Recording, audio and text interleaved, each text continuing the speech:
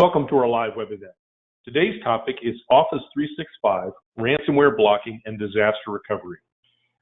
So people are usually very familiar with ransomware, particularly people who attend events like this. We don't have to explain what ransomware is. Let's just say for sure it's growing. According to Gartner, it's grown by more than 70% year on year. It is significantly penetrating major businesses. We've had hospitals shut down. We've had logistics companies, supply chains disrupted, significant impact in cases billions of dollars. And it's a business. It's not amateurs, it's professionals. There are apparently major state entities participating in ransomware. There are major crime groups participating in ransomware, and they target their customers. They don't just randomly spray and pray. They're targeting customers. They have multiple inbound pathways. And those pathways, primarily email phishing right now, although it's going to migrate and evolve heavily. Once they get a penetration, and they do target the people who are on this call. You might think they're targeting more junior people. They're actually targeting the kinds of people who have admin access. So they're targeting you. And once they penetrate, they get control of assets. And then, of course, they shut down your system and they negotiate. The impact is significant. The actual costs are not necessarily in the ransom. As you can see from this study that's by RSA, only about 15% of the total cost of ransomware is in the ransom itself. Almost an identical amounts from lost revenue. The biggest cost is from downtime. More than half of the cost is from downtime and the shutdown of operations. The biggest challenge, of course, is that even if you negotiate quickly, let's suppose that you roll over immediately and you say, we'll pay you. It can still take you days to recover because of the huge number of files that have been encrypted, the time it takes to decrypt them. The impact to organizations is a whole lot of reputation costs, lost operational time, lost data, and millions of dollars. So let me introduce our technical expert today, David, and he is going to take over and basically walk you through the architecture that we have in place to do ransomware protection, backup, and recovery, how it's different from other things you may have seen. And so David's going to go into this in some detail, and I'll turn the time over to you. Over to you, David. Thank you. Hello, everyone. Thanks for having me. Here at Spin Technology, I have the opportunity to work with our ransomware research lab, where we analyze the present and future of ransomware attacks and their development in the cloud. And let's begin our discussion. Here's an example of how a typical ransomware attack occurs. It can be introduced to Office 365 or any other cloud service provider through a malicious phishing email or application. And it can be just as simple as clicking a link on an email and granting the application that access. And the people behind these attacks are very smart. They manage to make it seem like the real deal. And once given access, they have full control over your data and can begin their encryptions. Once they activate the ransomware attack, it infects any file that is available to them. They begin encrypting them, and if the attack has started on the local device itself, local files will be encrypted, and then the attack would begin to search for any cloud synchronization applications. OneDrive Sync, very popular. If it's connected to your desktop, then the attack goes from local to your cloud data as well. And these attacks can start initially from the cloud level 2, and I'll go more in depth about that in a second. The majority of the data is turning to the cloud, and Office 365 is a powerful CSP provider in the field. And that being said, ransomware has shifted in that direction as well. I'm sure you guys know Kevin Mitnick, one of the world's most famous hackers. He turned over to the good side now and started investigating this attack and coined the term ransom cloud as well, around a year and a half ago, I believe, showing how cloud service providers such as Office 365 can be easily affected as well. And the thing is, these CSPs, Office 365 and others, they allow us to collaborate, to work, meet, and plan out events together from anywhere in the world. And a simple phishing email can lead to the encryption of all emails and anything in your stored drive, such as important company documents and spreadsheets. I have a little video here that I want to show you guys. It's Kevin Mitnick's demonstration. So as you can see, the user receives an email from Anti-Spam Pro. He's going to click on this in a second, and it looks like an email that's come directly from Microsoft, asking them to install an application that will make him really receive less spam emails. And the application can be easily installed by clicking a link from what it looks like. And notice how it looks like the real deal. It looks like it's directly from Microsoft. So let's see what happens when he clicks on the link. So once the link is clicked, it asks us to sign in through Microsoft, which makes sense, right? If Microsoft is offering the service, and it also asks the user to grant access to your data to be able to sign in as you, manage data, and permitting this grants the hackers access to your data immediately. Now let's see what happens when Kevin indeed grants the access to the application. So he's going to go ahead and grant access. Now, check this out. Every single email is being encrypted in real time. And the subject of the emails are still visible, but it's marked as infected, and the body is fully encrypted. And after this is all complete, we should get a ransom email. Let's see when that happens. Right about now. Notice the new email that has been received. Your emails have been encrypted, and let's see, it's asking for $300 worth of Bitcoin for the data to be recovered. But it's not always $300. It can be more for larger organizations. And you can never trust these hackers to retrieve your data for you. And just as Grover said, the retrieval of data can take days. Now let's see what we here at Spin1 can do about this to stop these attacks. There's currently 3 popular methods of detecting ransomware attacks in the cloud. There's signature-based, abnormal traffic, and file behavior. And you know, these malwares are constantly changing and developing. You find a way to stop one type, and tomorrow there's multitudes of new ones. And so signature-based protection is not recommended at all because it's only for attacks that have been discovered. Abnormal traffic, on the other hand, can raise a lot of false positives, and it's a bit uncontrollable, especially when you have a lot of users in the organization. So we deemed it to be an untrustworthy method of detecting ransomware as well. But from our experience and research here at Spin, we came to the conclusion that analyzing file behavior is the #1 way in stopping ransomware attacks in the cloud. By comparing with normal file behavior, our solution can detect when files are being encrypted and revoke access to the sync application that is causing the encryptions. And we don't block or remove a user. We simply revoke access to the application to stop further files from being infected. Let's go to the architecture and see how this works. As you can see here, it's a multi-step process. So the first step is monitoring. We have an active state scanner that performs 24/7 monitoring of Office 365 files, detecting abnormal behavior. And we work with Microsoft to get the notifications in order to be able to process data like this. Once we receive the information, we go through the identification phase, where we use our AI algorithms and adjusting security patterns to sift through this tremendous amount of data, allowing us to find out when files are being encrypted or when an attack has started. And once we can confirm that an attack has started by file behavior exceeding a certain threshold, we immediately begin locating the source of the attack. Because if we block the source, no new files can be encrypted.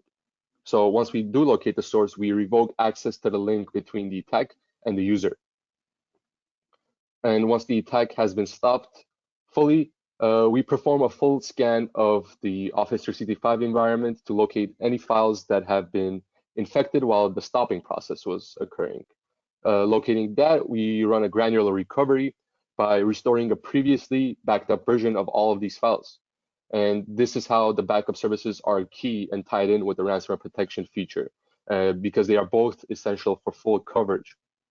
And definitely will notify you once an attack has started, once the remediation process has occurred, and once everything is complete. The beauty is that there is no action required from the user end, since this is all automated. And here at Spin Technology, we've built the ultimate cloud application monitoring and protection platform, providing administrators with full visibility on what's going on in their organization. The key is automation. automated recovery of files, automated countermeasures deployed to eliminate risks, AI-based 24/7 user and file monitoring, and more. These all combine to form what is known as the Spin1 package. And time for a little demo of the solution. So what we're looking at right now is the Spin1 dashboard for Office 365. It provides a summary of our backup services, which are key as well. In case any files were infected while Spin was stopping the attack, the solution would restore a previously protected saved version of all these files immediately. That being said, let's shift over to the ransomware protection section, since this is the focus right now. And our team is constantly performing simulations of attacks to measure speed and accuracy.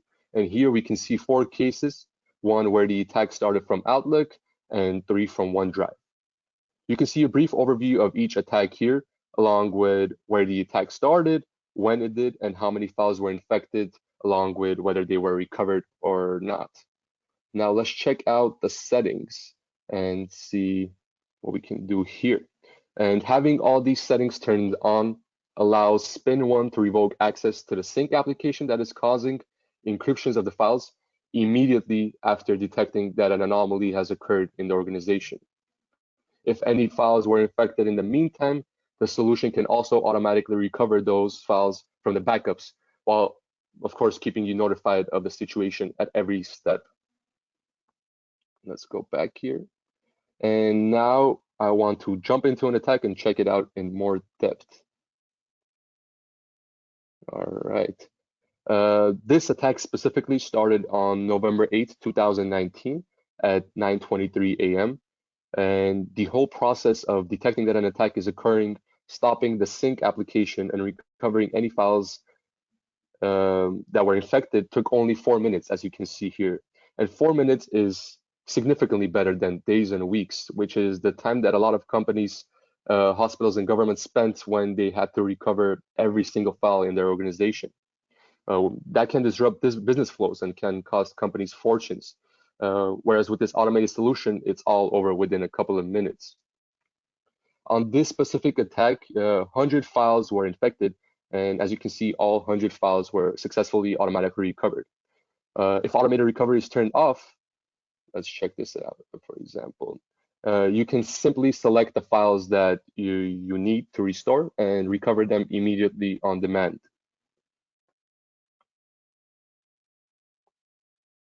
That being said, to sum things up with the ransomware demonstration, we highly recommend having a ransomware protection tool for your cloud data along with a backup solution. The combination of an active state scanner constantly checking for attacks, along with your data protected at the top cloud storage facilities, you get the ultimate cloud data protection.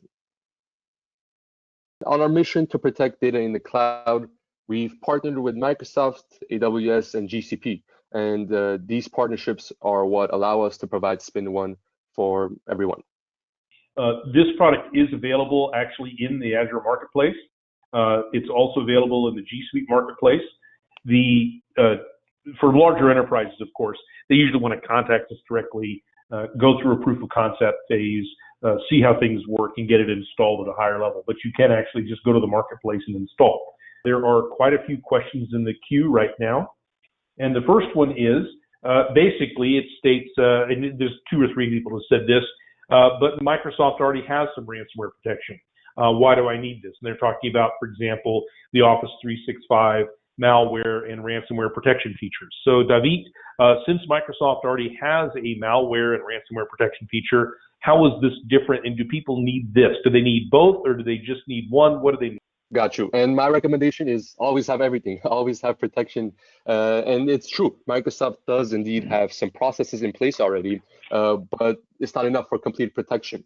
I believe for SharePoint and OneDrive ransomware protection, I was looking at it a while back, it consisted of restoring all the files from a previous version.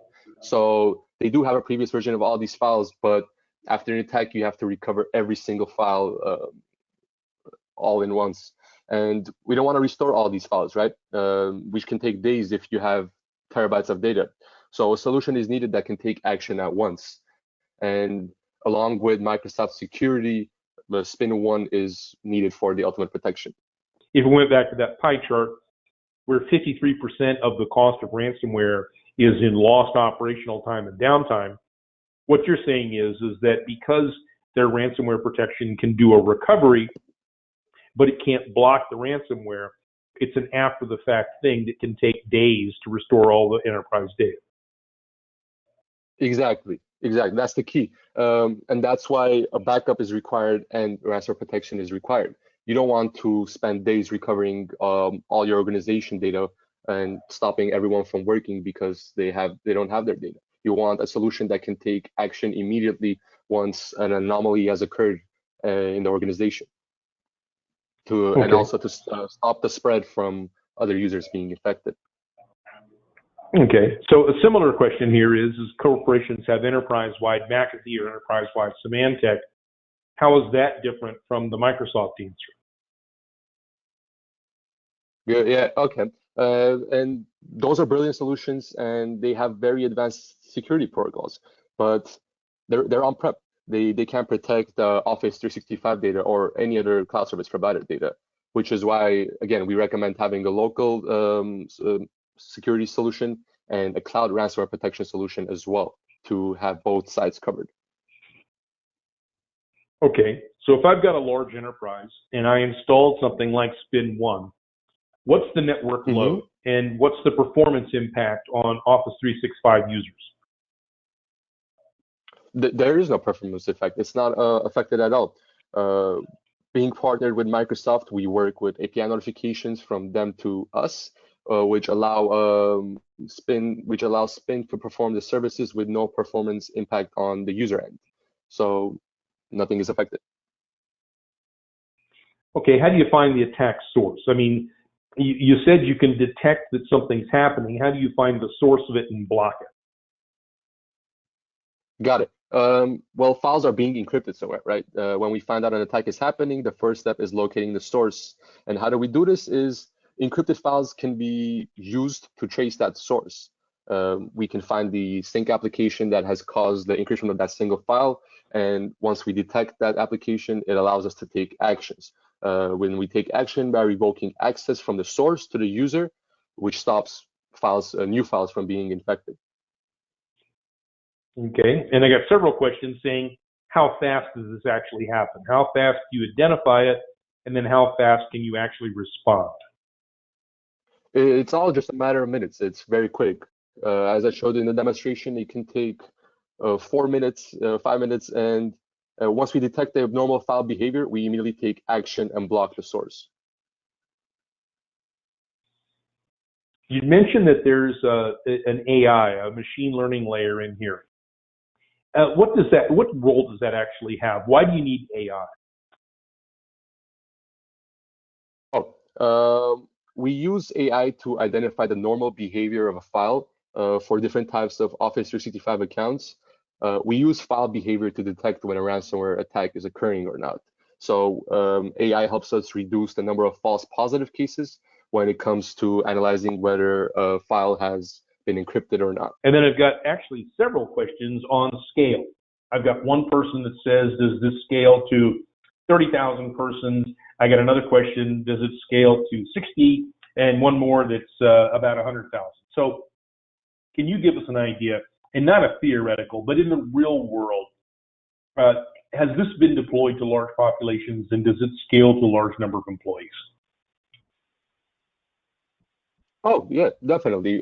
We actually currently have customers much larger than that, and it works perfectly fine. With our partnerships with Microsoft, Amazon, and GCP, our platform is extremely scalable and can meet any organization's needs without any problems. So you're saying we're already installed in organizations with more than 100,000 employees? Yes. Okay, thank you very much. If you have any more questions, feel free to visit us at spin.ai. This event has been recorded. We're going to send everybody a copy of this recording. And if anybody needs us to repeat this session for your private teams in-house with an open mic, just send us an email. We do get that request a lot, where one or two people from the IT staff attend, and they basically want more people to see this. We can hold a private open mic session with you walk through this, focus on the demo, focus on more technology in detail.